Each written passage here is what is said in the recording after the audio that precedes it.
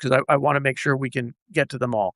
Um, Realistically, let's say that Wendy Sherman and Rob Malley and Ernie Moniz are advising the administration, and they really put their best. How long do you think it takes the United States and Iran to negotiate a deal that can then be put before the Congress? Because we're going to get to that in a minute. Remember, even under this administration, there are certain laws that get followed, and eventually this is going to have to get put up for a vote. But let's just talk for a minute. How long do you think these 60-day negotiations are going to take, Joe? I want to put you on the Kalshi betting poly market. Oh, I would say easily through the end of this year. There's no way this is getting done in the summer, in the fall. This is complex stuff, and you got to pay attention to the details, or else you end up with a deal that looks good on paper, but it turns out there's this wiggle room in clause 36 of paragraph 4. So at least the end of the year.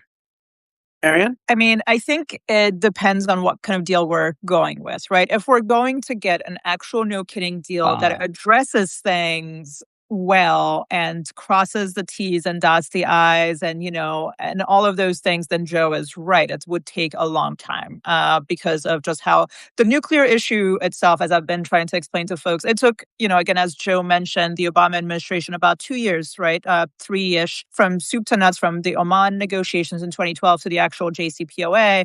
And then there was some buffer, and then the implementation period started, right? So it took several years to get a deal.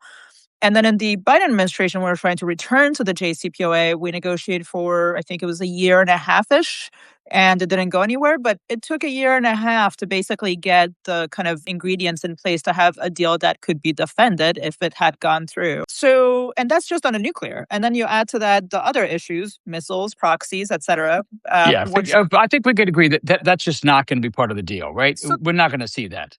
Fair enough. Yeah.